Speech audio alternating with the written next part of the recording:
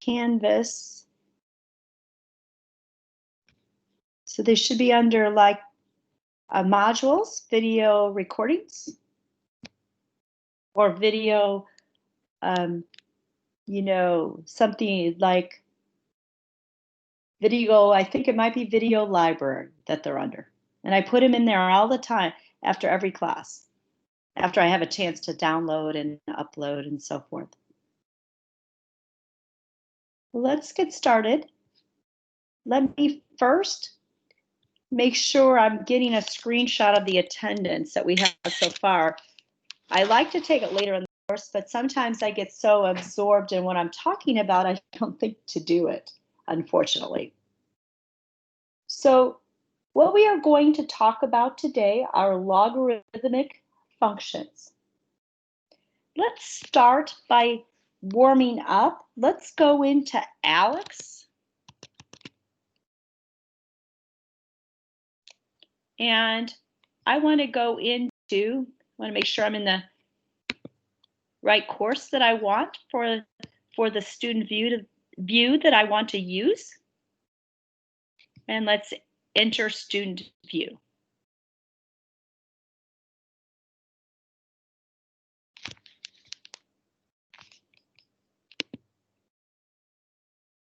So I'm going to go, got all my topics in review mode, so I'm certain that they're all there. And some aren't in, I don't want some in learn mode and some in review mode, and keep going back and forth and trying to find them. And I want to go to our current objective that has 6 topics in it. It is log functions. And please ask questions. Feel free to ask questions. That's what I'm here for. I really want to see you all succeed in the course. I will do anything that I can for that to happen. So let's take a look at translating the graph of a logarithmic function.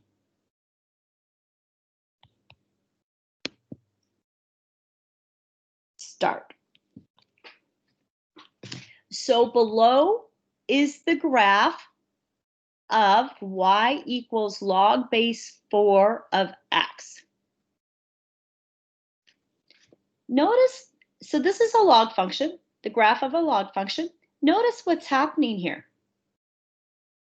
This graph is skirting the y-axis down here. It is not intersecting the y-axis at all, ever. And it gets to 1, 0, turns and keeps going out this direction forever and ever and ever and ever. That's characteristic of logarithmic graphs. They have what we call a vertical asymptote, because this part of the graph looks almost like a vertical line. It's not really. There is some movement, just an infinitesimal amount closer to the y-axis. It does, as you go down, it never crosses or touches the y-axis, however. It's hard to draw graphs, so it looks like it doesn't do that. At the same time, showing you that it's getting ever so close to the y-axis. So we want to take the graph of y equals log base 4 of x, and we want to translate. Now, translate means that we can move left, right, up, or down. We want to translate it to become the graph of y equals log base 4. That 4 is in the basement a little bit. It's down off the normal line of writing. So y equals log base 4 of x minus 4. That's called the argument of the logarithm. So y equals log base 4 of x minus 4 plus 2. And we need to go by PEMDAS, by the rules of PEMDAS. So we want to work in P for parentheses. We want to look inside these parentheses first and ask ourselves, what's different from what we see here? we now see that we're subtracting 4 next door to the x. So when we add or subtract next door to the x, is that a horizontal shift or a vertical shift? Horizontal. It's horizontal, that's correct. And do horizontal shifts work like we think or opposite of what we think? Opposite. That's correct. So we're not going to go in the negative direction here. We're actually going to go in the positive direction here. So we're going to pick up this point here at 1, 0, and it's now at 1, 0, and we want to go 4 in the positive x direction. So we'll go from 1, we're at 1, we're going to go 4 units. So 1 plus 4 is 5. So we're going to get right here. And then we're going to take a break. Now, what else is different from the given function here is this 2. That's down the street from x. Down the street works like we would think, so our graph's going to go up 2. So I'm going to go grab this. I'm going to go up 2 and check. Any questions on that? So that's just we're revisiting, translating graphs. And this time we're doing it with a new function that new functions that we are going to talk about further today. I don't think any of these are too much together, but just let's take a peek at the next one and see what it looks like. Well, we could do this one. So below is the graph of y equals ln of x. Now, ln is a logarithm. It's really the natural logarithm. We're going to be talking about that later today. And so what we know now is we just have the graph of y equals ln of x right here. So we're going to use PEMDAS again. This time we're adding 2 next door to the x. So we're not going to move it in the positive x direction. We are going to move it in the negative x direction 2 units. So we're going to pick this up 1 unit, 2 units. And then we need to add this 1. This is going to work. This is a vertical shift and it works like we think. So we want to go up 1 unit. Any questions on that? That's just to get us warmed up, and it related nicely to what we have done in the past with several different kinds of functions. So I thought it was a good place to start.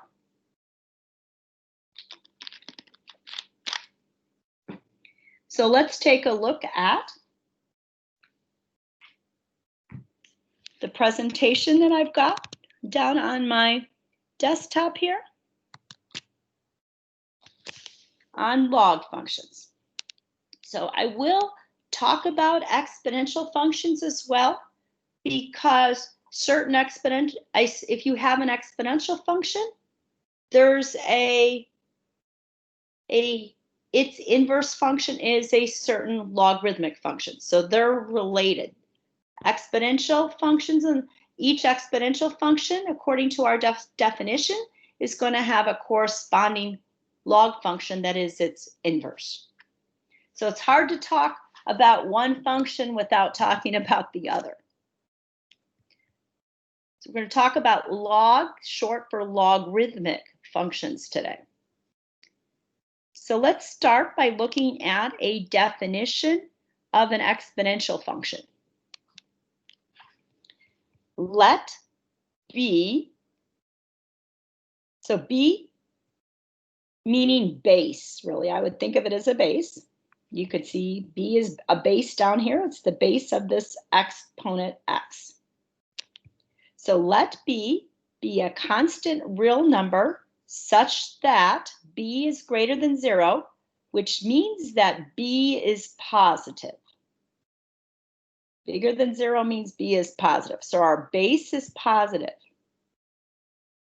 and it is not equal to 1. If we had 1 in here for b, we would have 1 to the x, and it would always be 1. So it'd be a very boring function, so that's why we exclude 1 here. So these b's are all bigger than 0, but not equal to 1. Then, for any real number x, a function of the form f of x equals b raised to the x. So this b is a real number, satisfying these conditions. And this x is a variable. And this x is up in the exponent. So this guy right here is what we call a base. So let me kind of write that in for you so you can see. Go back and get this again. So this is really a base right here. So this is our base.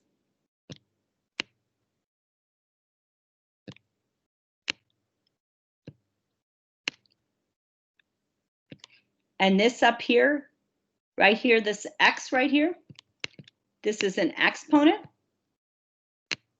This basic terminology is really important so we can talk math and so that you can understand it.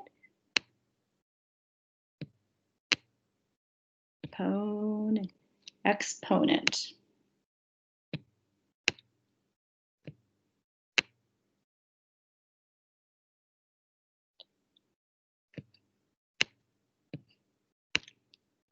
It's also referred to as a power.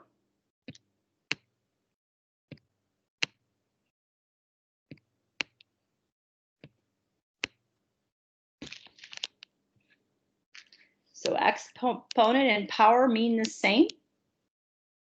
It's a variable because it varies. This base down here beneath the exponent is a number.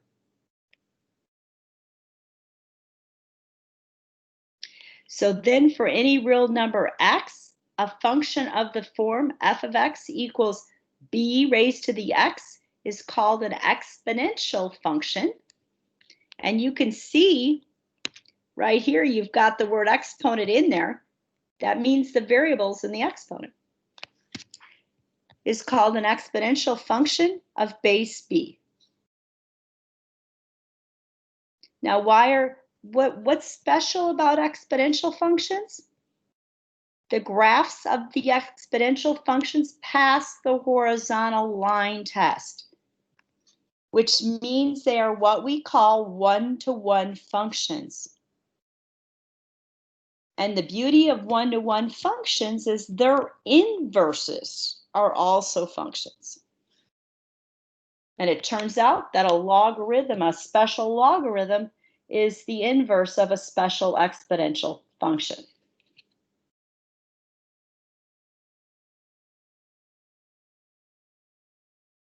Now, this document here may have more than what we need, but since I'm not sure where all of you are at in the course with respect to exponents, I put quite a lot of rules here for you.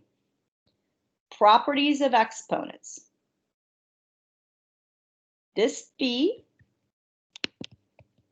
is a base. So we have a base raised to a power m times the same base raised to a power n.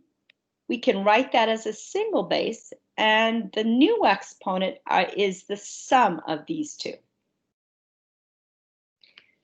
So b to the m times b to the n equals b to the m plus n. Like bases, add the exponents. Let's skip this one from now. I should have written it down further. Let's look at this one. We're probably going to use this one today. We have a base raised to a power, and all of that raised to a power. So if you have a power raised to a power, it's that base, and what you do when you have a power raised to a power, you multiply the exponents. Here, if we have we've got A times B, whatever that may be, raised to a power. It's the first factor, which is A, raised to that power, times the second factor, in this case B, raised to that same power. We have a corresponding rule for quotients. A quotient is just really multiplying by the reciprocal, so we have the same kind of rule. If you've got a quotient to a power, it's the numerator to that power divided by the denominator to that power. Now this is a good one. You can do this one on your calculator. You can put in your favorite number as long as it's not 0 and raise it to the 0 power. So just to remind you, if you want to take a number and raise it to a power, you can use this mountain peak here in the rightmost column of the graphing calculator. So if I take my favorite number, I'm not sure I have one right at the moment, but I'll use 12, mountain peak 0, I get 1. Now if I happen to take another number raised to the 0 power, say 5 to the 0, I would still get 1. The only problem I'm ever going to have is if I take 0 raised to the 0 power, I get value entered is not allowed in the function. The calculator will give me an error if I use the base of 0.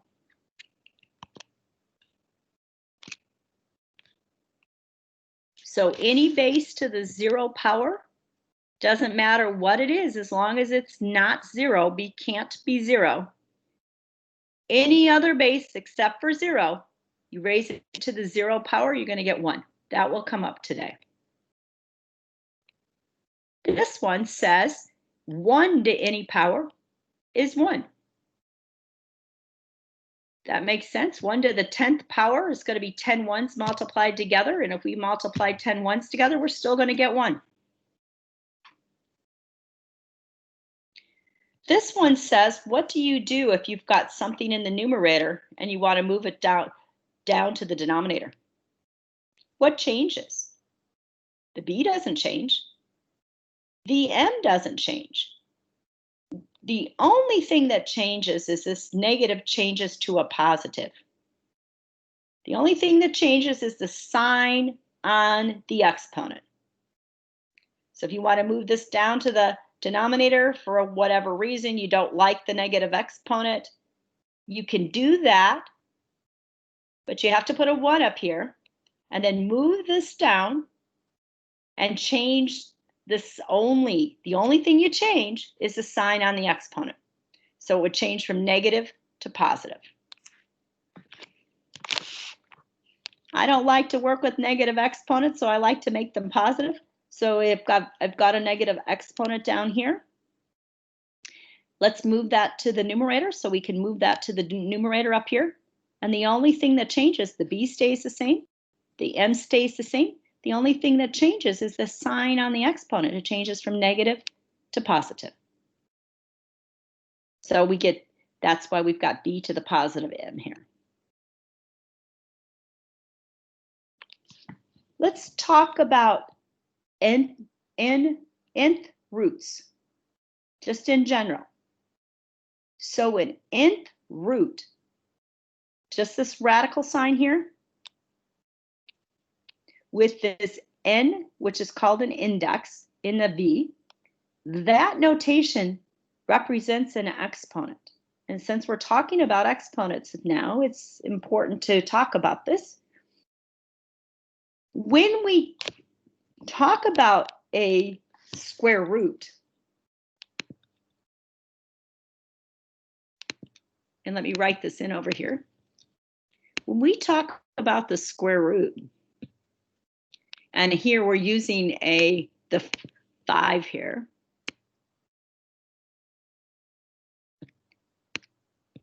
So let's start with that. There is nothing written in the V here. There's no index written in. And that's because we use square roots so often, we don't write in the index. But the index is really 2. That's why the opposite of square rooting is squaring, because the index matches that, is 2, and it matches the square, which is 2.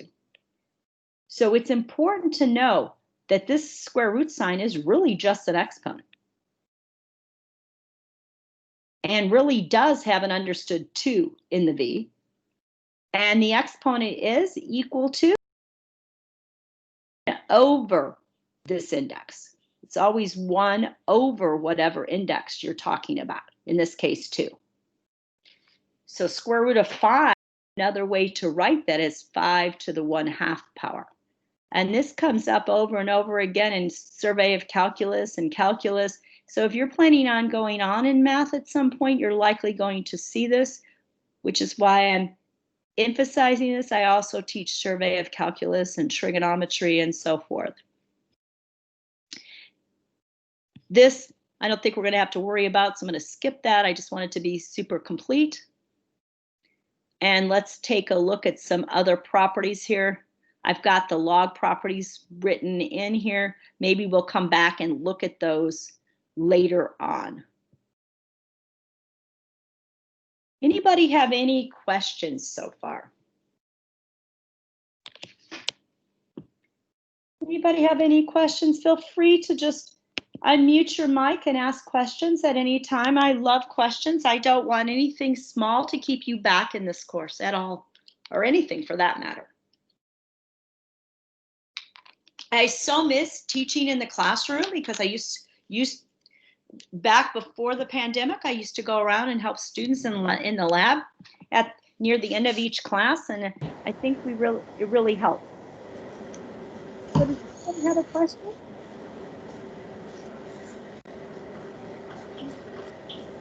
Anybody have a question? Anybody not on mute?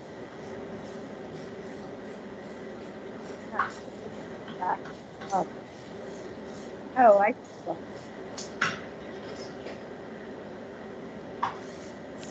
Okay. I see a student, I think, just accidentally hit the mute. So the unmute, and I put the mute back on. Thank you. So let's go back. So we talked about last time exponential functions. Exponential functions are of this form, f of x equals b to the x. And they are one-to-one functions, which means that they have an inverse, which is also a function. So let's find that inverse. So what kind of process did we use to find the inverse? We first took out our function notation and replaced it by y. So y, we're going to take out f of x, replace it by y, and that's equal to I just copied that over, b to the x, b raised to the x. Now the key step is to take out y and replace it by x. And take out x and replace it by y. So y becomes x. And then we have b copied down. This x becomes y, and this x is in the exponent, so this y is in the exponent. And then we want to solve for y. So now we have x equals this b. In the normal line of writing, that is the base, raised to the exponent y. And we could also call this the power of y. Now, how in the world are we going to solve this for y? That's the big question. Turns out, instead of solving it for y, mathematicians just gave it its own unique name. We defined y to be y equals log base b, where this base of b, which is in the basement a little bit, it's off the normal line of writing, this base b and this base b match. They're the same number. So we defined y to be y equals log base b of x. And every x xy ordered pair that satisfies this also satisfies this, and vice versa. And you will notice that mathematicians defined y to be equal to the log base b of x. Well, where is y? It's in the exponent up here. So not only is y a logarithm, y is also an exponent right here. And that's why a logarithm is an exponent. And it's very helpful to keep that in mind, that when you're working the problems, that a logarithm is always an exponent. So we've got this relationship going on down here. And the first thing I did was copy over y equals log base b of x right here. Y equals log base b of x. And that is equivalent to b to the y equals x. B to the y here equals x. And we've fulfilled all the requirements of the inverse process that we needed to use. So what does it mean for y equals log base b of x to be equivalent to 2b to the y equals x? It means every xy ordered pair that satisfies this also satisfies this. And every xy ordered pair that satisfies this also satisfies this. So let's look at some terminology here. This y is a logarithm. And remember, logarithm really has three pieces: log, the base, and the x. This all represents just one real number here. And what we want to do, let's take a look at this, is I want to emphasize and overemphasize that a log is an exponent. And the y here stands for a log. So this y is really an exponent. And we'll see that in action soon. This b off the normal down in the basement a little bit is the logarithm. This x on the normal line of writing is what we call the argument. Over here, the same variables mean the same thing. Over here, b is the base of the exponent. Here, the b is the base of the logarithm. Over here, b is the base of this exponent up here. And the y, you can see that the logarithm, which is an exponent, is actually acting like an exponent here. And that equals what's left over here, which is the argument. So that's really how they are related. And they're equivalent, because an ordered pair that satisfies one side of this satisfies the other, and vice versa.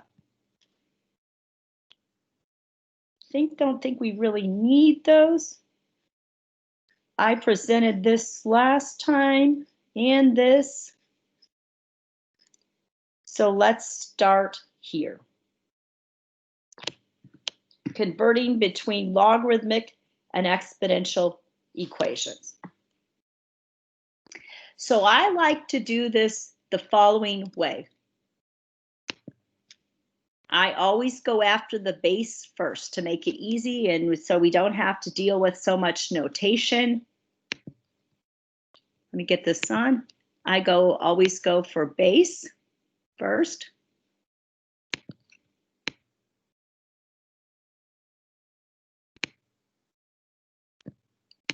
And then the exponent. I find that works pretty well.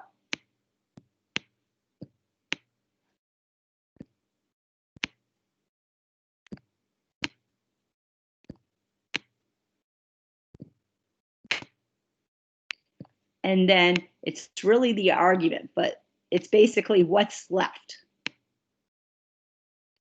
What is left?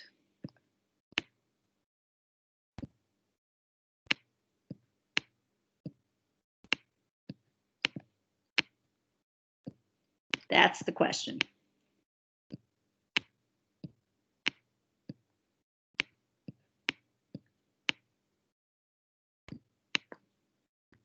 What's left?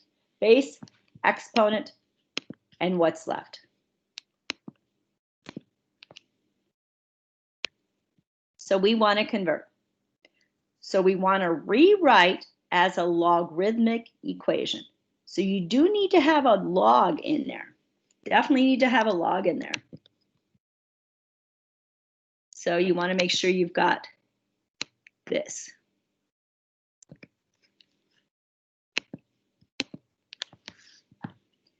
So we're going to have a log, start with a log, and then the base. So we've got a base of our exponent. The base of our exponent, in other words, what's on the bottom of our exponent is a 4.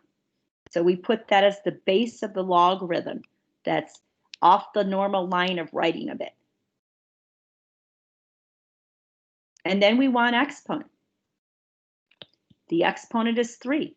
The entire logarithm, all of this, all of that's equal to the exponent.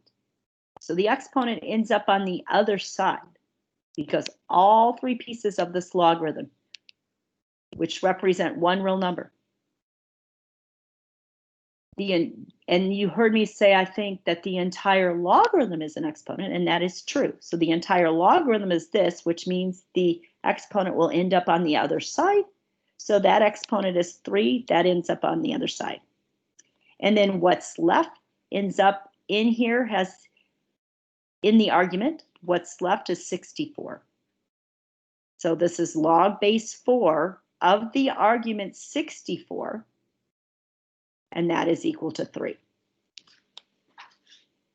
Any questions on that? Because that's the kind of games that we're going to play with this. Please don't hesitate to ask questions if you have any questions. And I welcome any questions you have. I really like to see students succeed, and I think that if you have a question, chances are somebody else is one or more other students are going to benefit from the answer. So I think it's really important. I don't want anything to hold you back. So rewrite as an exponential equation. So again, we're going to follow this process: base, exponent, what's left. The base is 6. That means the base of our exponential function over here is 6. So I just wrote it down. What's the exponent? A base of 6 needs an exponent. How do we get the exponent? The entire log, all 3 pieces. Remember, a logarithm is defined with all 3 pieces, and it is an exponent. So this entire logarithm is equal to -1. So that's the exponent. And what's left? This 1/6 here. This 1/6. So it ends up on the other side.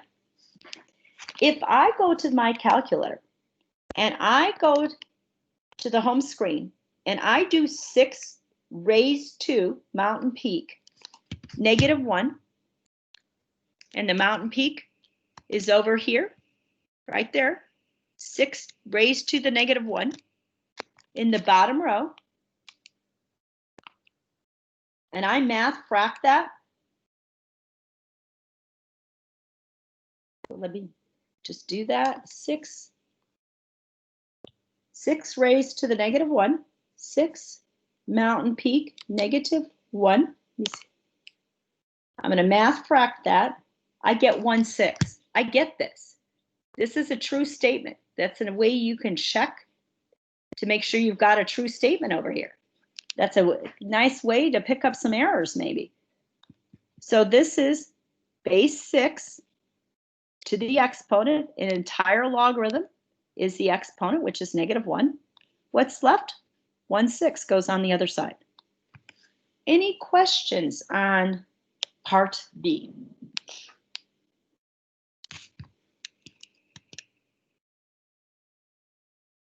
So let's see what we want to do next. Let me think about that.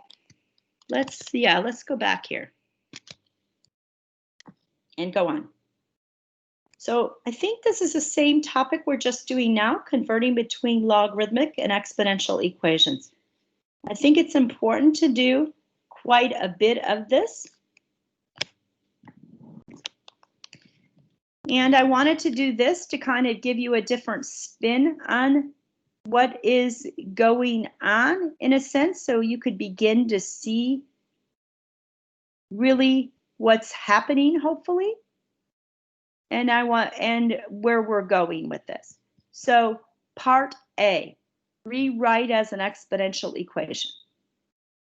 So the first thing we find is the base, the bottom of the log. If you want to look at it that way, that's 2. Then it needs an exponent. Entire log, the whole thing is an exponent, and the whole thing is 5. What's left? 32. That goes on the other side. And if you take 2 to the 5th power on your calculator, 2 Mountain Peak 5, you get 32. Nice true statement there. So that got a warm and fuzzy, that's correct. Let's look at part B. And do you have it?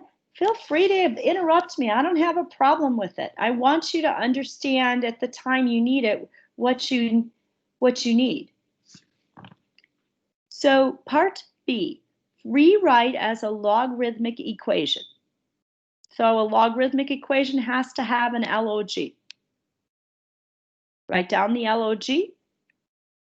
And then what do? We look for the base. What's the base? This isn't the base. The base is the bottom of the exponent, which is 7. Now, so it's the base. What do we need to find next? It is so we have the base, then what do we have? We have not the argument, but we have the exponent. So a base needs an exponent. So we have a base,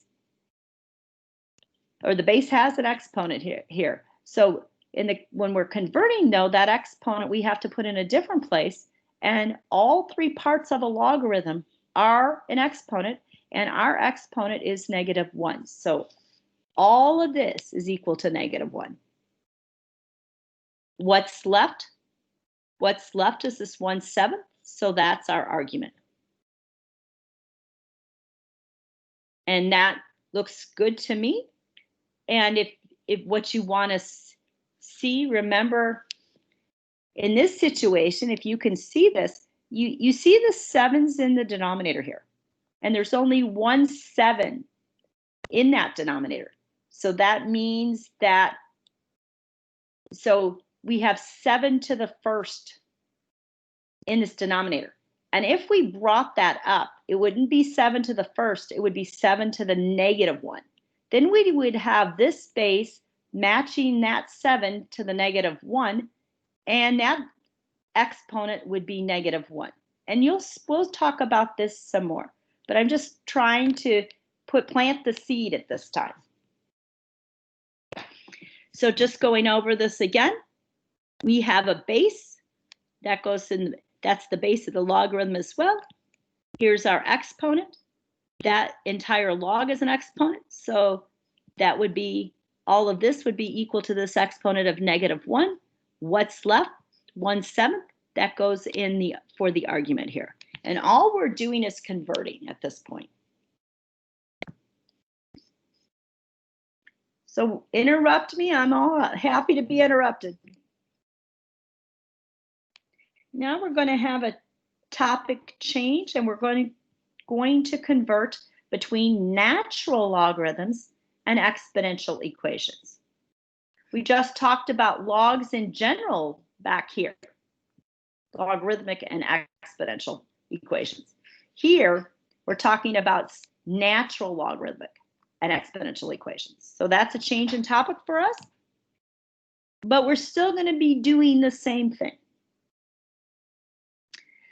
Natural log, we write it as N for natural, log, L for log. We'll write the letters out of order. Don't know why they did that way back when, but mathematicians decided to do that. So what you will also note is if we go back to the graphing calculator, you will see natural log right here in the first column, third from the bottom. That is log base E. E is a non-terminating, non-repeating decimal that comes up a lot in application problems. And then here, this is the log, log. That's what we call the common log. It's used a lot, especially in our base 10 number system. And that is log base 10. It's understood to be log base 10. So this is understood to be log base 10. You can remind yourself of that from the graphing calculator. This ln is understood to be log base E, and you can also remind yourself of that from the calculator.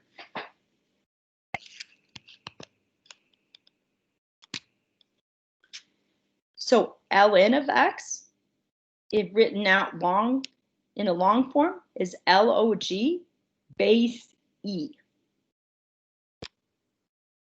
of the argument x.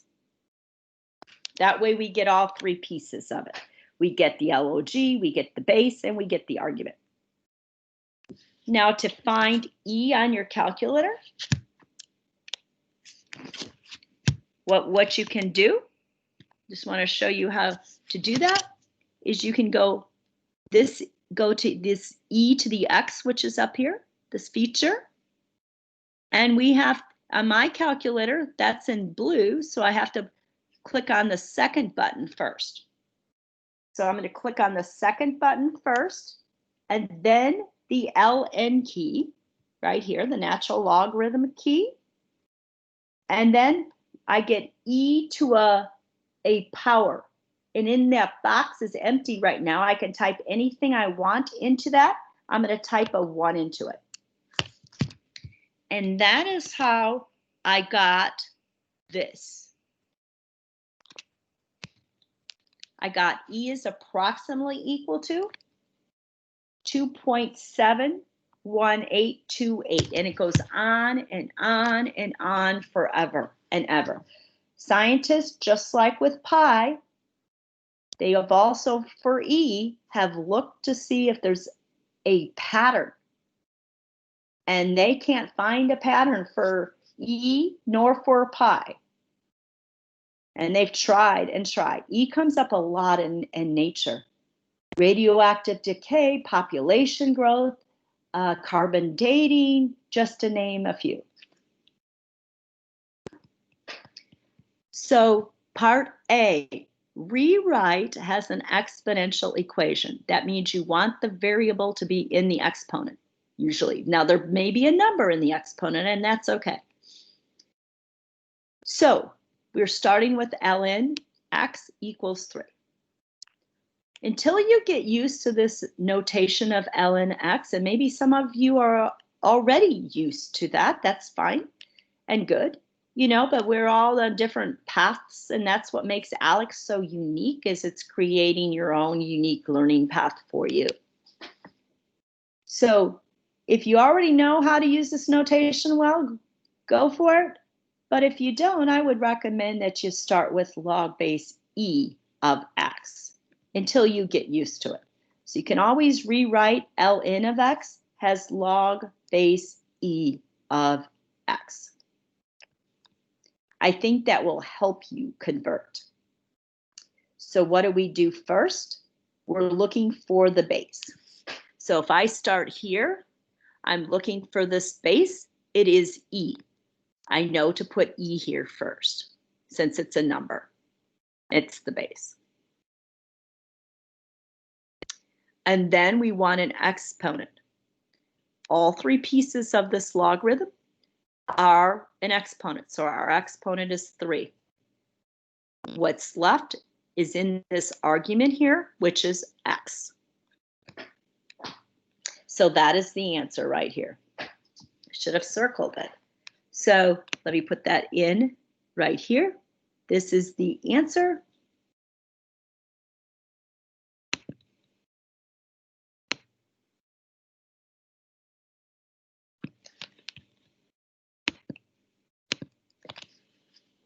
So we've done part A. Any questions on part A? Let's take a look at part B. Rewrite as a logarithmic equation. Well, we definitely need an log. Reminds us to do that right here, log. What's our base? What's at the bottom of the exponent for e? That's our base. So we put it down in the basement a little bit. And then we need a exponent. We're talking base, exponent, what's left? So we've got our base e. What's our exponent? It is y. All three pieces of this log, and every log represents one number. Or if you have a variable, you can do it for a lot. But every time you change that variable to a different number, you get a log that that has all three pieces represents just one output, really. For each separate input, it represents a different output if you're talking about numbers. So we've got e to our power or our exponent. So all of this is equal to our exponent, which is y. What's left? This 6 goes in for the argument right here. Now remember, log base e right here can be replaced by ln up here. So just as a nice visual, I don't know about you all, but I am very much a visual learner. So let me just change this a bit here. So this right here, I've got to get my pencil, this ln right here, you can replace by log base e, or vice versa. You can replace log by base e by ln of ln. So I took out the log base e here, and I replaced it by ln notation right here. So I got ln 6 equals y. Any questions on this particular question? I don't think we're going to do a second one of these. I think this is good for now, unless y'all want to do a second one.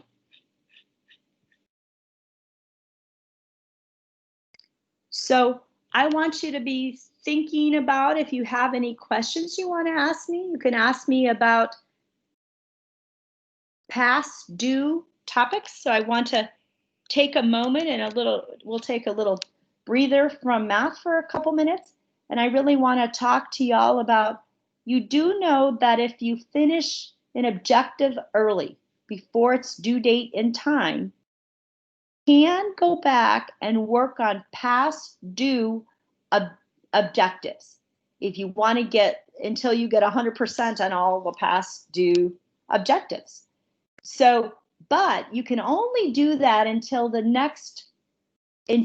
current objective's due date in time passes. As soon as the current objective's due date in time passes, then the next new objective is going to open up. And that's not going to let you go back and work on past due objectives until or unless you get that new objective finished before it's due. So I just want to be clear. I am letting students do that. I thought I had understood Alex correctly in the summer to say that, or I maybe misinterpreted them to when they didn't really address it, honestly. I thought it would automatically update the scores, but it doesn't. So I have been manually updating them for students, and they have sent me screenshots of their assignments by going to assignments on the main menu in Alex. And when I get those, I have some free time, and I try to have free time every day to do things like that, is I manually update their scores for that. So by all means, it may be something you want to take advantage of. And as it gets closer to the end of the semester, I can't believe it's almost November yet.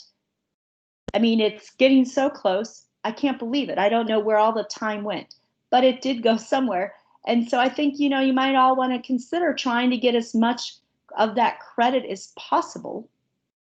You will see that there's less topics now because they're less and less review. And so I haven't made our objectives have a lot of topics. The one today only has 6 in it because the topics out. I thought it was too confusing. I found it confusing. So I thought you might all be, you may not find it confusing, but I thought it was pretty confusing what they were doing. So I decided to take it out. So I just want you all to know that if you that you can go back and work on past due objectives, and I'm absolutely fine with that. But the ALEKS gradebook matches my ALEKS gradebook. However, I can't see your assignment scores. I don't have that. I don't have that as part of my ALEKS course. So if you are going to go back and work on past due objectives because you've got time before you finish the current objective and you've got time to spare, I would encourage that, and feel free to send me a screenshot of that particular objective that you've worked on or objectives that you have worked on so that I can see that you have a different score, and I will manually do the manual update in my ALEKS gradebook for that. Okay, so let's get back down to business here. Anybody have any questions about how that would work? So I'm looking for ways for y'all to get some more credit because we've maybe 6 weeks or so, 6.5 weeks or so before the end of the semester.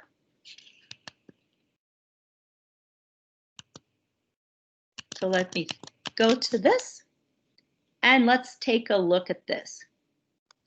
Evaluating logarithmic expressions. Before I do this, I want to do something else, and I need to remember where I put that at. I remember. So let's take a look at this. Since we live, we work in base 10 all the time, let's look at some logarithms in base 10.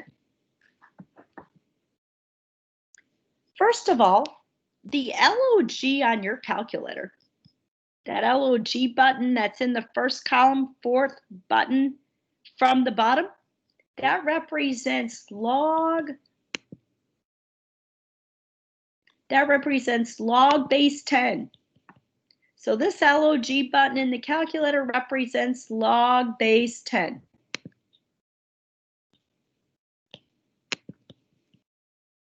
The one you see on the calculator represents, that's written this way.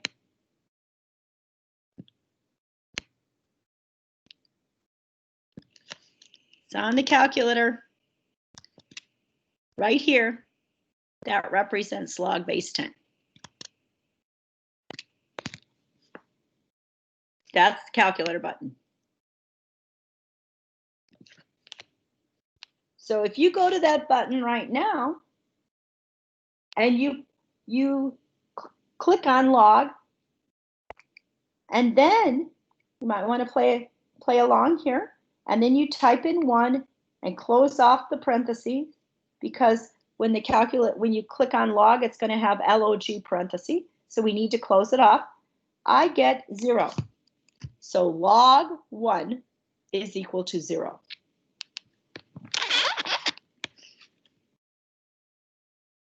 Now, let's take a look at what 10 to the 0 is. 10 to the 0 on the calculator. 10 Mountain Peak 0 is 1. Okay, so what we're really taking a look at here is log going backwards, log 1. Now this 0, if you notice, what you really want to notice is this base of the logarithm 10 here, and this base of the exponential function here are both 10. They're the same. the base of the log in the basement a little bit, and the base of the exponent in the relative to the exponents in the basement, or those tens match. And when you've got matching bases like that, the base of the logarithm and the base of the exponent, the log is that exponent that you see or is understood to be there, in this case 0.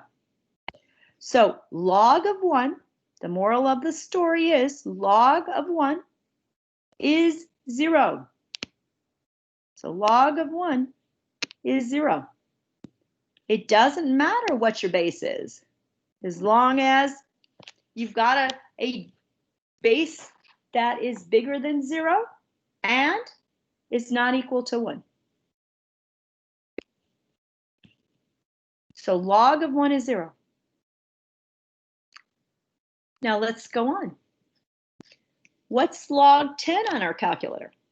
So if we do log 10 on our calculator, we get log 10. I get 1. So log of 10 is equal to 1. Why is that? Well, the base of our log is 10, or understood to be 10. And I put in a 1 above this 10 because 10 to the first is still 10. So this base of the logarithm, the base of this 1, match. And when the bases match, a log is an exponent. It's it is that exponent that you see or is understood. So I drew it in as 1, so you could see it. So this entire log, base 10 of the number 10 is equal to 1. Why is that? Because it's just really in our base 10 number system, it's telling us that we've got a single 10 here. And and that's assuming we're working in base 10. So let's go on. Now, if we go to our calculator and take the log, which is the calculator knows to work in base 10 for that, and we want to find the log of 100, we get 2. Why is that? Well, 100 is 10 times 10. And 10 times 10 is really 10 squared. This 2 means 2 tens multiplied together. 10 times 10 is 100. So we can take out this 100 and replace it by 10 squared. Now we have matching bases. This base 10 of this log and this base 10 of this squared here, they match. And a log is an exponent. So what exponent is it? It's 2. So what have we seen so far? We've gone from 0, you could think of 0 tens. And then we went to 1 10, 2 tens. Now we're going to go to 3 tens. We've got 3 zeros here. So we have 10 times 10, which is 100, times 10, which is 1,000. We go to 3 tens here. So this log of 1,000 is 3. How many? It's asked, it's 3 tens multiplied together. So, and then if we go to 10,000, we would have to multiply by 10 again. And we would get that the log is 4. So, and it's really pretty neat when you think about it. Easy to work with. And scientists used to work with slide rules all the time before calculators were ever invented or thought of. So it's really pretty cool. So the moral of the story that I want you to get out of this is when you have matching bases, and also consider that a log is an exponent, it's the exponent that you see or is understood to be there. Anybody have any questions? So I want to go back to, let me see if I might have not gotten back there. Yeah, let's see. Oh, it's in the same document, different tab. So let's look at this. Let me see how I'm doing on time. So we've used an hour. We've got some more time. It's good. Evaluating logarithmic expressions. So we're going to take advantage of what we just learned about from working in base 10. Here we've got evaluate each expression, and what's this word? There's almost the word value here. So that means find the value of. So let's look at part A. Log base 7 of 7, which we could put in a 1 in the exponent of that 7, because that just means we have 1 7, which we do. Now what we notice is this base 7 of the log and this base 7 of this exponent, they match. They match. These bases match. So when you have matching bases like that, the log is the exponent that you see or is understood, which is 1. The answer here, 1, because we have matching bases and a log is an exponent. Any questions on part A? I hope this makes sense. Just taking a drink. So let's look at part B. A little different because we've got a number in the denominator and we have a 1 in the numerator, but we can still work with this. So we have log base 3 of 1 over 27 equals what? And we'll find that what. So what I would recommend that you do is you take this 27 and you break it down into its factors. So 20, and especially keeping this 3 in mind. You really want to know how many 3s, if it's possible to write this 27 just in terms of 3s. So you want to look at this base here.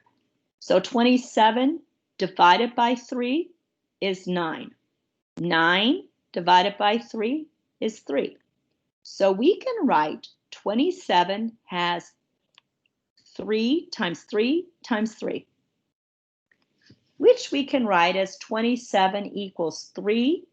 And this power tells us how many 3s do we have. We have 3 of them. So we've got 3 to the 3rd. Now that 27 isn't in the numerator, it's in the denominator. So we'll need to do something about that. And what can we do about that? We can do this. I think I did it twice, but it's a little bigger over here. So let's take a look. Let's look at 1 over 27. And I put parentheses around this 27 and a 1 there because that just means we have 127. But that allows us to know that we have an exponent and clearly see what that exponent is. At some point, we need to get a number up to the numerator. That would be ideal. So if we bring this up from the denominator, the only thing that changes from what we talked about before is the sign on the exponent. The base stays the same, but the sign on the exponent changes. It's positive here. It changes to -1. Now we just found out, so we're right here now. What is 27? We can express 27 as 3 cubed, we found out. So we can take out this 27 right here, express it as 3 cubed, like that, put parentheses around it, and we want to raise that, all of that, to the -1 power. One of the properties of exponents that we looked at earlier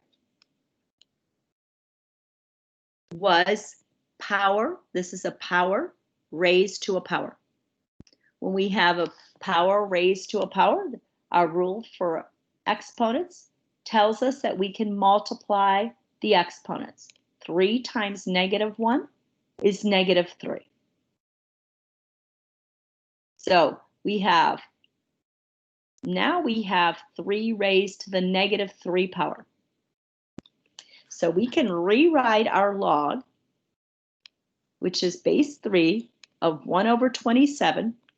We can write it as log base 3 because those don't change. That 1 over 27, we can now express as 3 raised to the negative 3. And what do we have? We have matching bases now. The base of the logarithm and the base of our exponent, those match. So the logarithm is that exponent that we see here, which is negative 3. And why is it negative 3? Because 27 is in the denominator, and it's 3 times 3 times 3. And if we bring it up to the numerator, we have to change, and we have 3 3's in the denominator. But if we bring it up to the numerator, we can't say it's 3. We have to say it's negative 3 because of our property of exponents. Any questions on this? I welcome any questions. I want to make sure you're all understanding this. So if you don't, and I don't really, even though I can see your names and so forth, I don't retain your names and who asked what question or anything like that. And I don't think any question's too small or too big. I don't look at it like that. I really look at it as I'm trying to help you do your best in this course.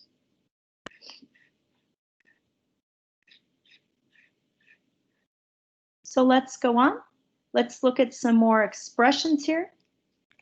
Just so you get, I'm just hoping that you'll know what to do, or at least have a good idea of what you need to do in it.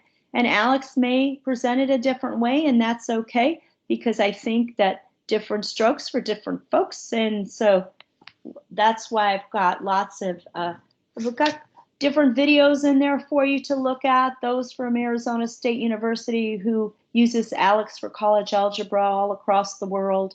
And they have really done some really great videos, and there's different resources in there, and I try to put my notes in there and so forth. So let me know what you need.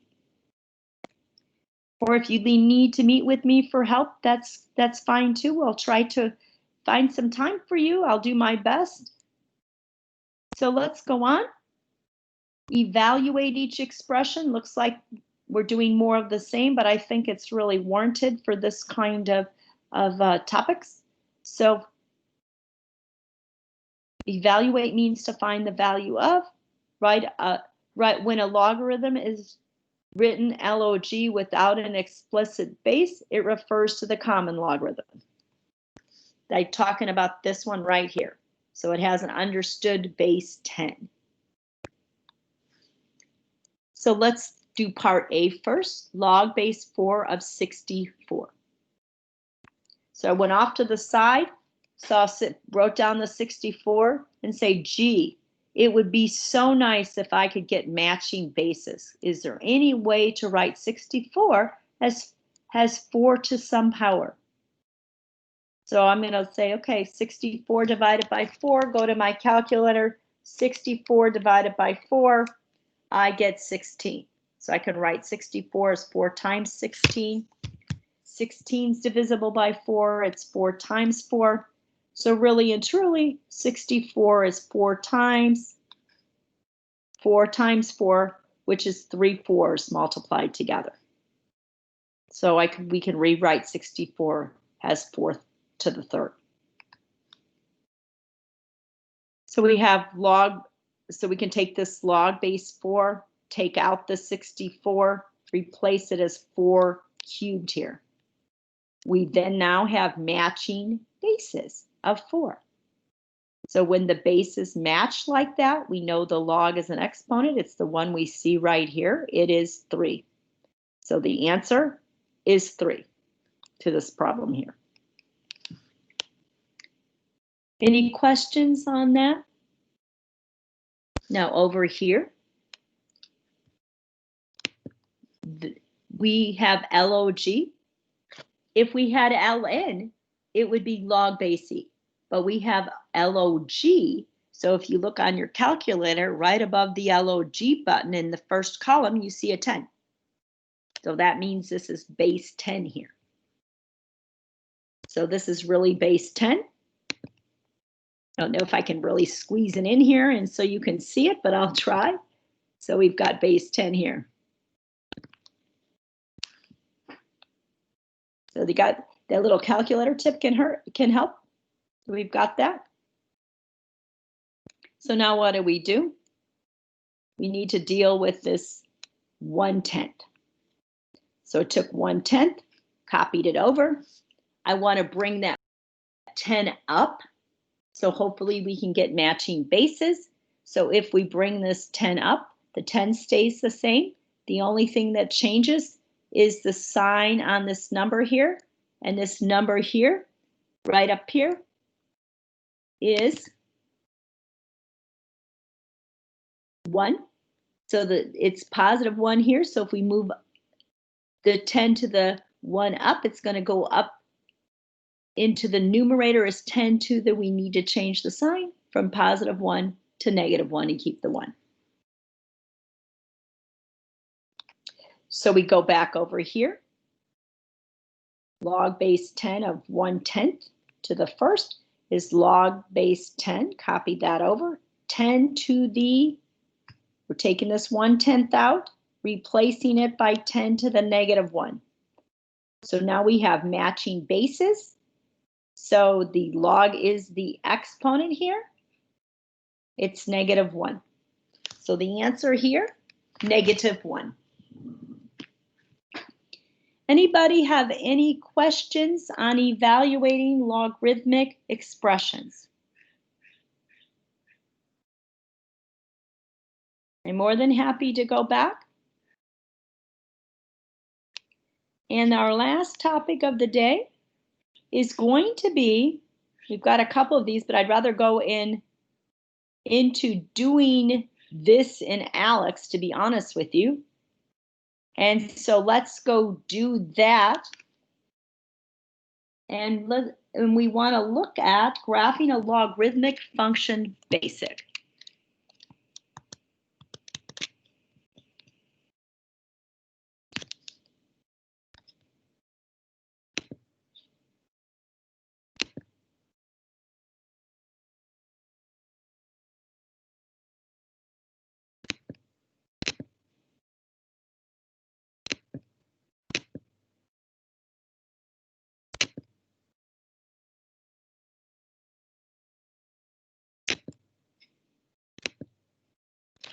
Wish ALEKS wouldn't have kicked me out, but it did. I think that's their way, though, of keeping their system running well and not having outages. I haven't known ALEKS to be down, and I've taught with ALEKS for like probably 4 years already. It's gone by really fast.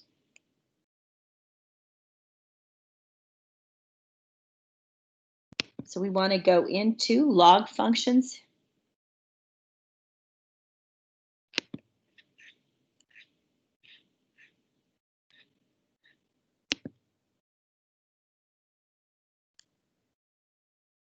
And we want to look at graphing a logarithmic function basic right there for us. It's a good one to start with. We may do a couple of these. So I'm going to go down. I'm going to write this down. And we want to graph g of x equals 3 log base 1/3 of x. And we're only going to need to find 2 points. And they're very strategically found based upon the fact that we're working with a logarithm. So I want to go into Word here and mark this up. And let's make a t-table.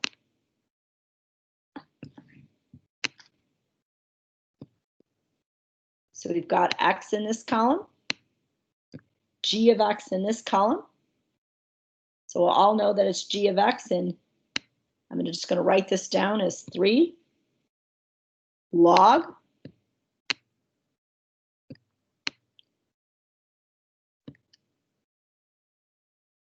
base 1/3 of x. normal line of writing. So here's where the strategy comes in. And I think I glanced, and maybe I'll remember to do it this time in my last class today.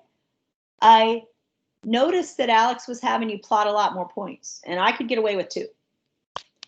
But I think they have to be super strategically shown or chosen. And what we're looking at is we know what the log of 1 is. It doesn't matter what the base is. Log of 1 is always, always, always.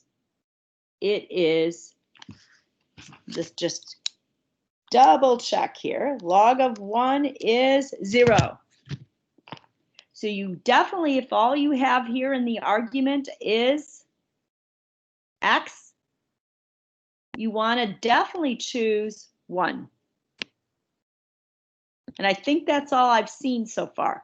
I don't have a crystal ball, and I can't see all of Alex's questions because it's artificial intelligence software and they're generated according to an algorithm. So I don't have the potential to even get close to seeing them all. Now, the other number that we see here that we have focused on quite a bit is this base. So I would recommend x being this base. If I had 1/3 up here, then I would have 1/3. It has a base, and then 1/3 up here to a particular potentially power. And when the base is matched, we know that it's just the power. So I want to do that as well. So I want to select 1/3, the base.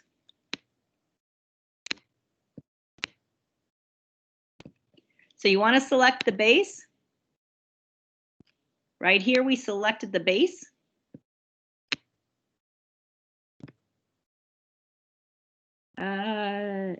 Not the base, sorry. We selected the argument. Need to get that correct. Yep, we want to select the argument.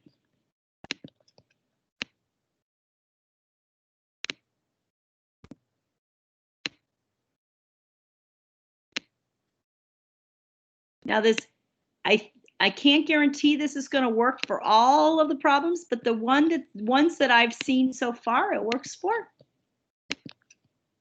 Argument.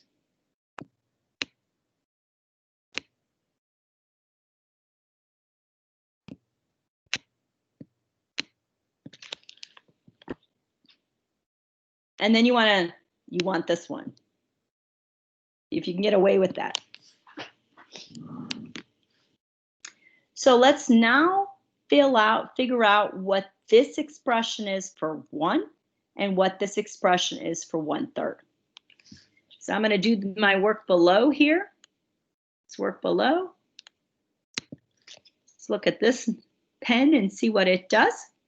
So I'm going to start with this 3. I want the y coordinate. So 3. And then we have log, L-O-G. It's like it's a variety of colors, random colors. Log. And then this 1/3. Down in the basement a little bit. 1/3. And then here's our x. What are we putting in for x? We are putting in 1. So the log of 1 is always, always, always 0. I think we'll see that back here on my notes here. If we go back up to the, where we've got those, log any base of 1 is 0. You might want to copy that down. You might want to copy that down. So I'll just give you a moment to copy that down.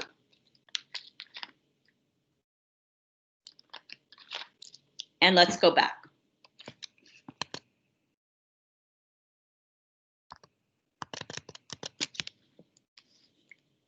Now let's go back.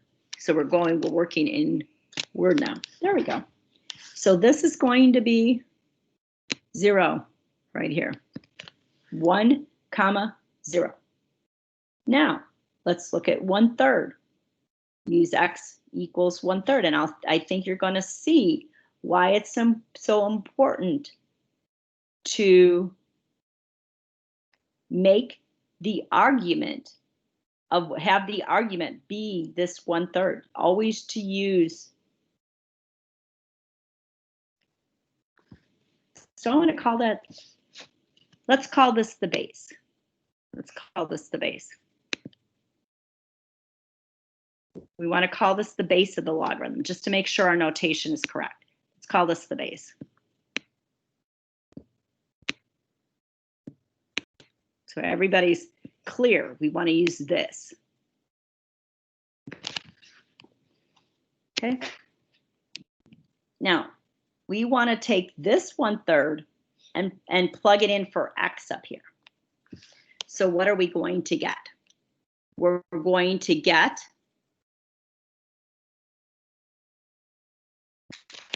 and I should be very, very clear, because when we put this back up here, yeah, we did this. We just looked at this. Log of 1 is 0. 0 times 3 is still 0. So don't forget about that. I think I forgot about that, and I didn't mean to overlook that 3. So this one, we want to figure out, we want to take this 1/3, we want to plug it in for x up here. So let's see if I can squeeze that in down here. We want to take 3 from right here, log.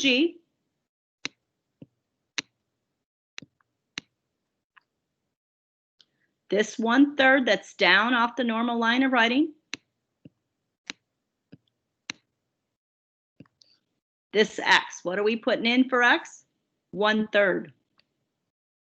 That's on the normal line of writing. Like this. And what is that equal to? So let me put some parentheses right here. And 1/3 to the first power is still 1/3. So I can put that on. Now what we have here, matching bases.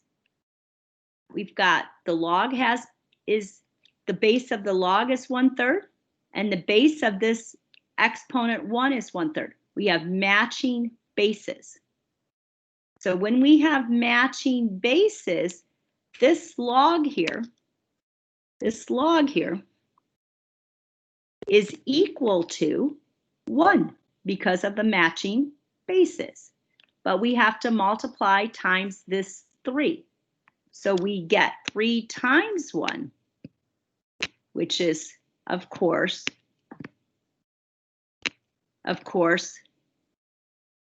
let me make sure there.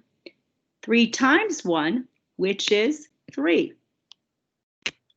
So that's what goes right here. Any questions on figuring out that t-table? So we need to plot 1, 0, and then 1/3, 3. So let's go back up to Alex and do that. So which tools you use is up to you. 1, 0 is pretty easy. So I'm just going to use the pencil here and then get rid of the pencil. And then 1, I'll use this tool, plot a point anywhere tool, to do 1/3, 1/3, 1/3, 3. Plot a point anywhere. Now we're going to have what we call for exponential functions, we have horizontal asymptotes. For logarithmic functions, we have vertical asymptotes. So this vertical dashed line here is what I want to click on. It looks like, let me turn this off for a second. It looks like our graph is going to go up and skirt the y-axis. It's never going to intersect the y-axis. That's what it looks like to me. So I'm going to say that that's what it's going to do. So I'm going to go and click on those dashed lines, click them off, and our graph is never going to cross the y-axis, never going to touch the y-axis. These dashed lines, these dashes indicate that the graph approaches but does not cross or touch. That's what those indicate. Even though Alex might make it look like it does, because it's really difficult, because graphs are sometimes don't make, they get ever so close to a y-axis, let's say, but they never ever reach it. It's hard to indicate that without making it look like it touches or crosses it sometimes. It's just really hard to do that and have like a small computer screen to do it on, or whatever, or even on a whiteboard in a classroom. So I put in the vertical asymptote. I'm now ready to click on the graph, the curve tool here. And there's the graph. And that's what I mean, because this really goes up forever and ever and ever and ever and ever, and does not touch or cross the y-axis. And we want to check. So that's that graph. Any questions on drawing that graph? Let's just look on the explanation for a moment. You see, Alex is saying, hey, is having you get quite a few ordered pairs here and plotting them. There's really no need, I don't think, to plot that many ordered pairs. So I'm just showing you, that's an awful lot of work to do there. 1, 2, 3, 4, 5 ordered pairs. So you may not want to do it that way. You can if you want, of course. But let's look at another one and see what we get. Log base 2 of x. We did one a little bit harder than that. We had a number out in front of 3. Let's look at another one and see what we get. Let's look at this one. Let's do one more. So we want to do g of x equals 4 plus log base 1/3 of x.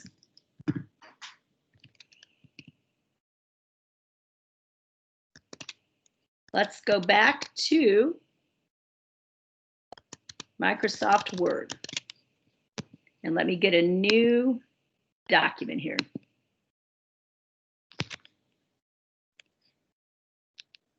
So we want to draw a t-table.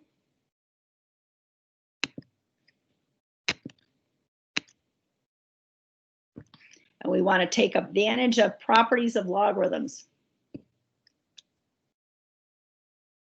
So we've got our x column. And over here, we want 4 plus log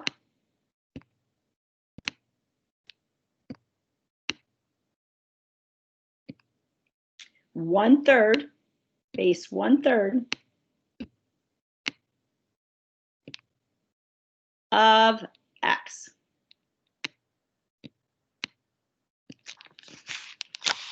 Let's do this with two points, 2 ordered pairs. What should we let x be? There's 2 choices here. You could give 2 right answers here. What should we let x be based on what we did in the last problem?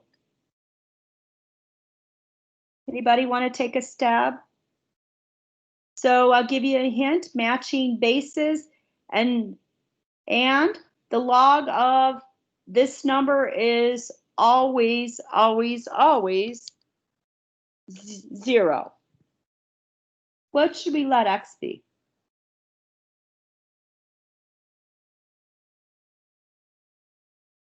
What do we let x be in the last problem?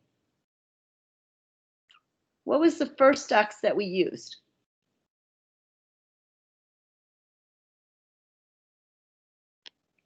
So it was 1, because the log of 1 is 0. We want to take advantage of matching bases, so we want to also let x be 1/3.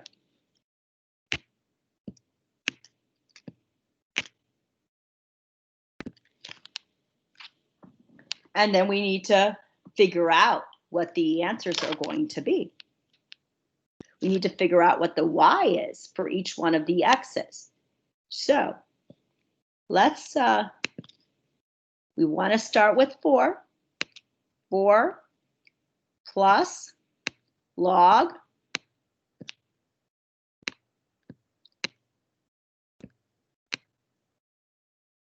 1/3. And I need to make sure that's in the, now I don't want to make it even look like it's up near the top or up near the normal line of writing. So I want 1/3 here. And what's our x? X is 1.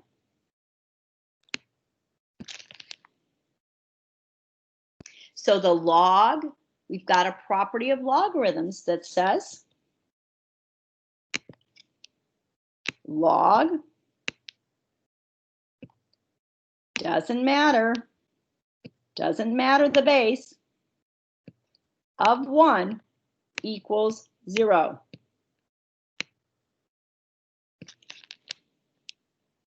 So this right here is log 1, doesn't matter the base, that's equal to 0.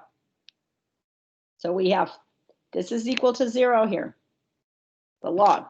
And 4 plus 0 equals 4. 4. Any questions on that?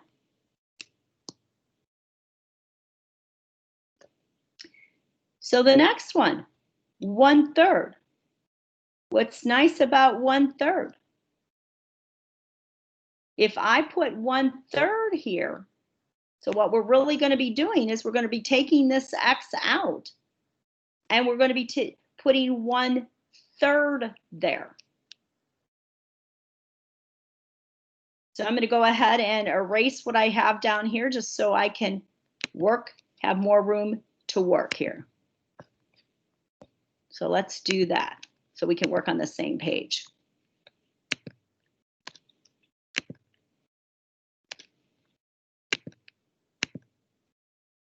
See, get the eraser. Let me make sure I've got the eraser there and there. Okay, so we want to now do it for 1/3. I think I've got the eraser and I've got to be careful. And we had a 1/3 here.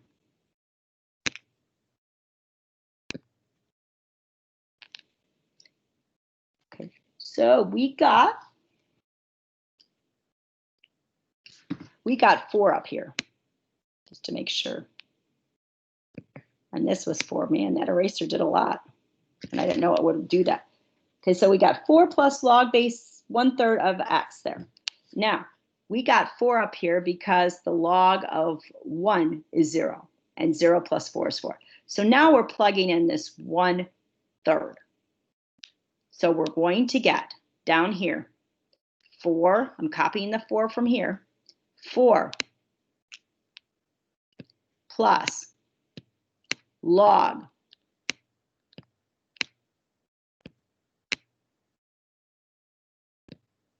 1/3. 1/3 of x. X is 1/3.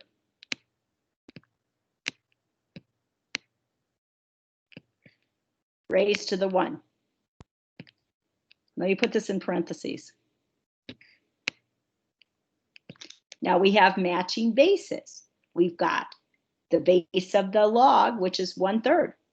So this base matches this base of 1/3. So the log is the exponent that is understood to be above here, which is 1.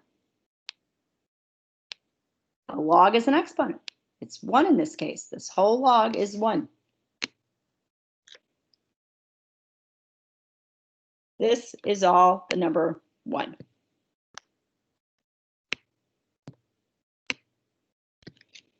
So 4 plus 1 this 4 out here. From this right there, 4 plus 1 is 5. So here's our little t-table right here. Those two ordered pairs, and I can draw it like that. So we have 1 comma 4, or 1, 4. I'm just copying it down so when I get back up to Alex, I know what I'm talking about. 1/3, 5. So let's go back up to Alex. Unless, does anybody have any questions on what I've got down here?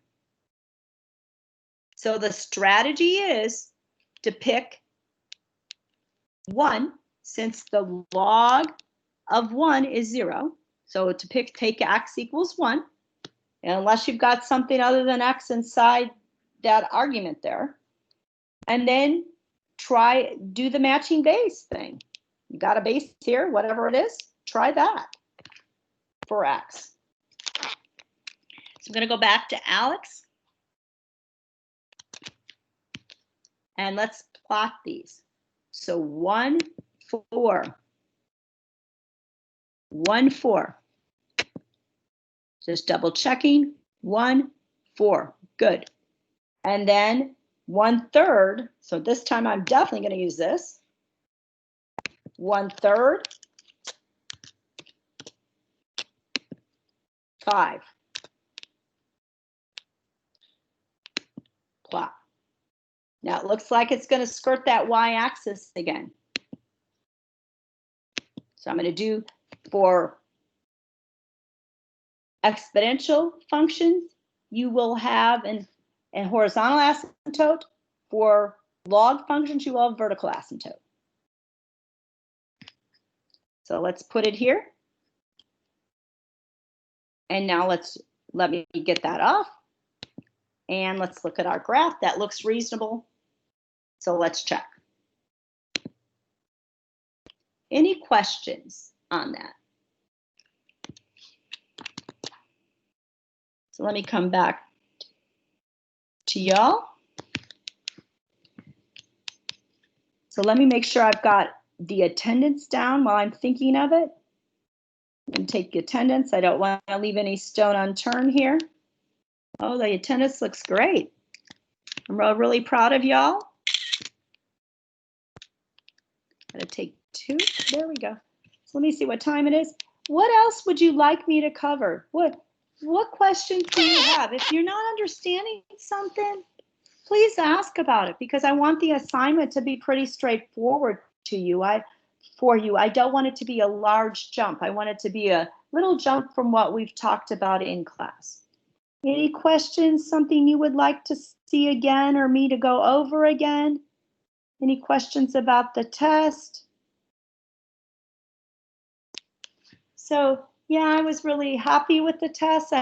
I saw a large drop in violations, and remember, I decided because the first test was a learning experience that I wasn't going to give out any violations, but I did give them out this time. And there were only a few in all 4 of there were only a couple in maybe each one of my classes and I've got 4 Alex classes. So and I decided not to take the full 50% off that I could have, that our department co-chairs suggested, up to 50% off. I only took 25% off this time. It's really important that I know that you are who you say you are right before you take the exam. So important. It's why I created that special Canvas announcement just about that. And I took a lot of time to do that. So you all would know what to do so you wouldn't get violations. And but it's going to be, next time it may be more, because when it comes time from the comprehensive final, it's even more important that you are who you say you are. So that's why I'm working with, and I feel like I've gone over the Canvas announcement in class and read it and everything. So that's why it's important to ask questions right when you see something for the first time, so that when it does come time that you need to know that information, you are already prepared and ready to go. So does anybody have any questions? So if we have 10 minutes left, I don't want to talk about something else. I'd rather you spend this 10 minutes to work on your current ALEKS objective. And I think there's a couple of students that am going to spend some time with after class. And if any of you would like to ask me questions, feel free to stick around too. I want to make sure I'm accommodating all my students and getting all their questions answered.